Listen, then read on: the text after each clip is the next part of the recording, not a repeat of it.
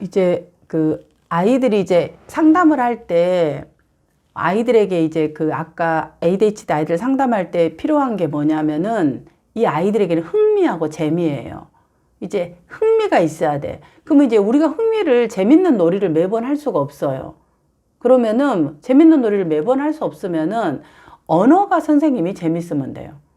언어가 재밌는 거 뭐냐면은 이 아이들이 이제 계속 하지 마라. 몇 번 말했니? 너는 머릿속이 들어있냐, 안 들어있냐? 닭대가리냐? 뭐 이제 이런 이야기들을 너무 많이 자라기 때문에, 듣고 자랐기 때문에 되게 이제 어떤 좌절이나 실패감들이 많아요. 그래서 이 성공 경험이라는 것을 해주는 게 매우 중요해요. 이 상담의 전체적인 맥락에서. 그 성공 경험에서 내가 좀 괜찮구나. 나 스스로에 대해서 괜찮다라는 느낌을 이 아이가 경험하도록 하는 것이 중요하다. 그러면은 그걸 이제 성공 경험이란 거 어떤 걸 하냐 그러면 왜 이 첫째는 아이들의 성공 경험이 없냐 그러면 대부분의 초등학교 수업이 40분 수업이란 말이에요. 그럼 40분 동안 애들이 앉아서 수업을 한다는 게 불가능해요. 왜? 주의력이 10분 정도만 유지되기 때문에 10분이 지나고 나면 이제 이야기가 안 들어와. 재미없어요. 그래서 자꾸 다른 쪽으로 전환을 하고 자기가 관심 있는 걸 하고 몸을 뒤틀고 자극을 자기가 만들죠. 볼펜으로 막 이렇게 하고 뭐 하고 그러는 거예요. 자극을. 앉아있기가 힘들어요. 그래서 저도 이렇게 막 그 코로나 때문에 돌아다니지를 못하니까 제가 막 너무 힘든 거예요. 막 이거 돌아다녀야 되는데.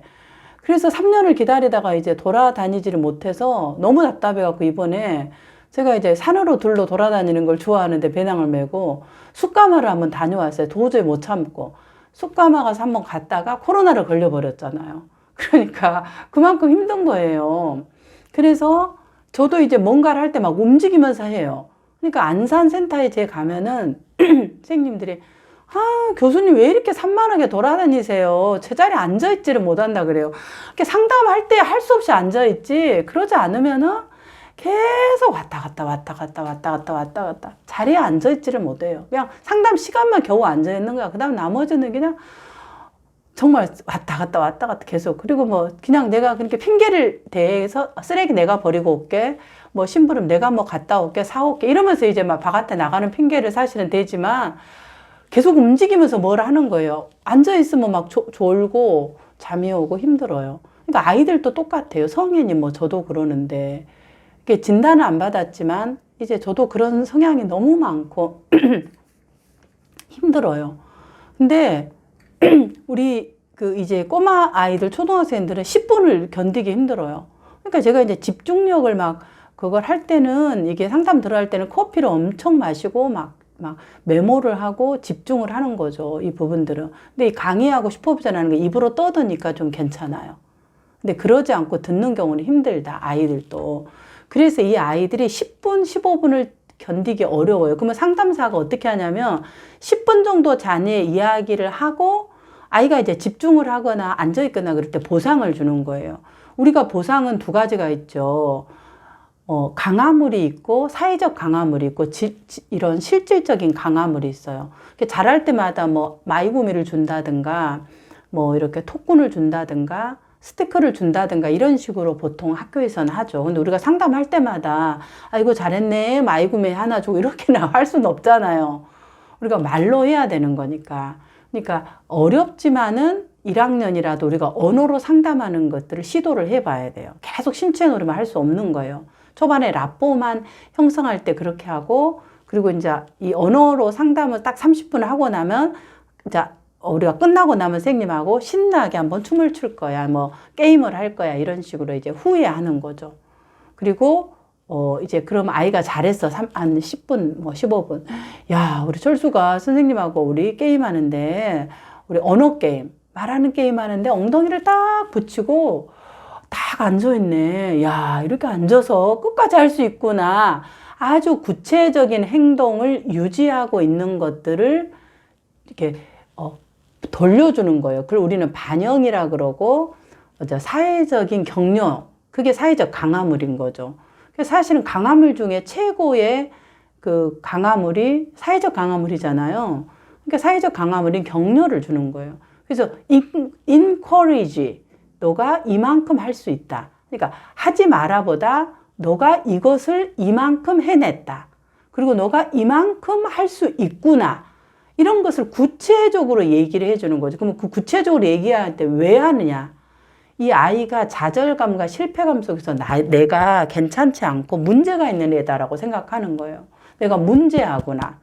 그래서 이제 나라는 정체성, 주체성을 내가 문제아이가 아니가 괜찮은 나라는 것으로 인식을 전환하는 거예요. 그걸 우리는 이제 다른 말로 자존감을 향상한다. 그래서 나의 신체 이미지를 다르게 생각하고 내 스스로도 할 수 있다라는 것을 아이가 자각하고 인식하고 시도해 보도록 하는 거죠. 그것이 이제 들어가고, 그 다음에 초등학교 1학년이나 초등학교 뭐 중학교 아이들까지는 이제 가장 어려운 부분들이 아이들이 규칙을 지키는 게 어려운 거. 규칙을 따르기가 어려워요. 방금 얘기했던 이유 때문에.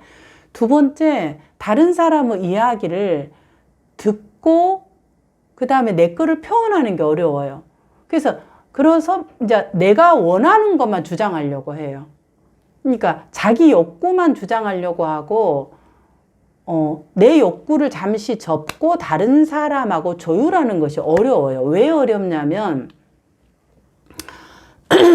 이 전체적인 맥락에서 뭐가 일어났나를 파악해야 되는데, 그 파악하는 것이 3 내지 4년이 좀 이렇게 보통의 발달의 아이보다 좀 늦다 그래요. 저도 이제 맨날 눈치 없다 그런 얘기를 정말, 눈치가 없다 이런 얘기를 정말 많이 듣고 자랐어요. 요즘은 정말 사람이 되어서 눈치가 이제 좀 있어졌어요. 눈치가 나이가 들수록 하나씩, 1년에 하나씩 눈치를 배우면 뭐 나이가 제가 60이 되면 60개 눈치를 배우는 거죠. 그러니까 뭐 길게 생각하면 되는 거예요. 눈치 없으면 아유 1년에 하나씩만 눈치 배우자. 그리고 좀 장기적으로 생각하는 거죠. 그러면 이제 이 아이들이 이렇게 약간의 보통의 그 자라나는 또래 아이들보다 3, 4년 정도 발달이 정서적으로 디테일드 된다 그래요. 약간 지연됐다. 그러니까 이제 그런 부분을 상담에서 이제 다루는 게 필요해요. 그럼 어떻게 다루냐? 그럼 아까 규칙 지키기 이런 부분도 이제 얘기했고, 그 다음에 이제 아이들이 자기를 표현하는 것들이 어려우니까 그 상황이 되어서 상황극을 많이 해봐야 돼요. 그러니까 이 신체 놀이만 하는 것보다 상황극이라는 게 참 재밌거든요. 그래서 예를 들어서 친구가 뭐 왕따를 당했다. 친구들이 나한테 말을 안 냈다. 좋아. 너무 속상하겠다. 이제 첫째는 아이가 이런 얘기를 할 때 이 아이의 감정을 풀어줘야 되겠죠. 그리고 나서 그 상황극 놀이를 해보는 거예요. 자, 우리가 이런 상황일 때 어떻게 다르게 할 수 있는지 한번 우리가 한번 상황을 해보자. 자, 상황극 해서 뭐 이제 선생님이 뭐라 그럴까, 그 내담자 역할을 해보고, 아니면 너가 뭐 친구 역할을 해보고 해서 이제 이렇게 이런 상황에 대한 부분을 서로 이제 얘기를 해보고 어떤 마음이 들어 친구 입장에서 이렇게 해봤을 똑같이 보는 거야. 싫어. 뭐 이렇게 얘들이 또 이렇게 그 ADHD 진단을 받으면 애들을 툭툭 쳐요. 이렇게 좋다고 하는 것이 그냥 야 이게 놀자 이 말을 갖다 그냥 나하고 놀래 이래야 되는데 그냥 좋다는 것이 갖다 툭 치는 거야. 그냥 야 이랬게 하는 거. 상대는 기분이 안 좋은 거예요. 그냥 입에서 그냥 툭 나오니까. 그렇게 실제로 해봤을 때 기분이 어떤지. 그래서 이제 실제 이 아이가 하고 있는 내담자하고 행동을 상담자가 보여주면서 어떤지. 아, 그러면은 너는 이렇게 되면 너가 이 친구의 친구가 되고 싶을까? 어떤 마음이 들 것 같아? 그래서 이제 계속 그 상황에 대한 부분을 이 아이하고 해보는 거예요. 너는 어떻게 이 상황을 다시 해보고 싶어? 그렇게 해서 또 바꿔서 해보고, 그리고 또 선생님이 한번 다시 그 다음 업그레이드해서 이 상황을 하나 더 추가를 하는 거예요. 그렇게 해서 이제 그 상황에 대한 부분을 다시 재구성해 보는 거죠. 이제 이야기 치료로 얘기한다면, 너가 이렇게 할 수 있구나. 한번 우리 한번 시도해 볼까? 이렇게 이제 하는 것이 전체 상담에서 이제 좀 다뤄야 될 부분일 것 같아요. 자, 그 다음에 이제 감정 조절이 안 될 경우. 감정 조절이 안 되냐면 아이들이 우는데 울음을 안 그쳐요. 울음을 안 그쳐. 그러면 이제 이걸 어떻게 하냐 그러면 애가 이제 뭔가에 학교에서 놀리거나 어떤 상황이 되어서 계속 울고 있으면은 이제 뭔가 억울해서 울거나 두 번째, 내가 울음으로써 막 소리를 지르고 땡깡 울면서 내가 이렇게 힘들다라는 것을 다 주위 사람들에게 알리는 방법일 수 있어요. 그러니까 어떤 방법이든지 이 아이가 놀림을 당해서 울었다면은 일단은 기분이 나쁜 상황이죠. 그러면 우리가 이 마음에 울었다라면 마음에 불이 난 거거든요. 마음에 불이 나는데 불이 난 사람한테 야, 지금 왜 불이 생겼고, 자, 이러면 너가 불을 꺼야지 지금 뚝 이렇게 한다고 불이 꺼지냐? 불이 안 꺼진단 말이에요. 우리가 실제로 불이 날 때는 옆에서 아무리 얘기를, 자, 지금 화재가 왜 났는지 원인을 막 해도 불이 더 나는 거야. 지금 불이 날 때는. 그럼 불 날 때는 어떻게 해요, 우리가? 소화기로 그 불을 꺼줘야지 불이 꺼지는 거야. 그게 뭐냐? 그건 공감이에요. 마음을 알아주는 거. 아, 우리 꿈돌이가 지금 너무 속상하겠다. 아니, 어느 놈이 우리 꿈돌이를 이렇게, 놀려갖고는 이렇게 기분 나쁘게 만들어서 이렇게 이 꿈돌이 편이 되어주는 거예요. 이게 사과를 하든 뭐 하든 간에 계속해서 이 아이의 편이 되어주는 거죠. 그런데, 학교라는 상황은 좀 또 특수해요. 편만 되어줄 수 없어. 왜? 다른 아이들하고 뭔가 수업을 진행해야 돼서 얘가 계속 울고 있는 것들을 허용할 수가 없는 상황이거든요. 방해가 되니까. 그러면은 소화기를 해줬지만 불이 너무 센 불이 있어요. 불이 너무 센 불이면은 거기에다가 이렇게 뭐 소화기를 해도 안 될 때는 일시적으로 불을 꺼보기도 하고 안 되면 사람을 데리고 피신을 시켜요. 우리가 보통 불이 날 때. 그러니까 이 마음의 불이 너무 많이 커져 버려서 얘가 너무 억울함이 커서 막 소리를 지르고 울으면 안 그치겠다, 1시간 동안. 그럴 때는 맞아. 네가 속상하고 억울할 수 있겠다. 너가 그러면은 울고 싶으면 마음껏 울어도 된다. 그러나 지금 여기는 수업을 해야 되니까 네가 울 수 있는 공간으로 이동해서 거기서 마음껏 울자. 그리고 이 아이를 약간 자리를 조금 울 수 있는 공간으로 이동을 해서 거기서 울 수 있도록 마음껏, 이렇게 우는 것이 잘못된 건 아니에요. 근데 이제 다른 사람에게 피해를 주면은 또 어려우니까 뭐 양호실이라든가 아니면 어떤 상담실이라든가 가서 1시간 동안 네가 속이 풀릴 만큼 마음껏 울어도 된다. 오히려 이제 그렇게 이 울음을 허용을 하는 것이 얘가 그냥 땡깡을 부리든 뭘 하든지 간에 마음껏 울으라고 하는 것이 필요해요. 이제 거기서 이제 아이고 그래 그만 울어 이제 아이고 좀 얘가 사과했잖아 안 풀리는 거야. 너가 풀릴 때까지 울어라. 그러나 여긴 방해 이것도 구조화예요. 감정을 받아주되 그러나 너가 계속 그러면 여기서 이제 소리가 되니까 우리가 저쪽에 가서 하자. 이렇게 해서 이제 근데 막 가기 싫다고 어찌 하더라도 그건 이제 약간 선생님들이 이 아이를 데리고 좀 이동을 한다든지 양호실이라든지 옆 교실이라든지 그리고 약간 공간을 이렇게 해서 네가 이제 이 얘기다. 우는 거 잘못된 거 아니다.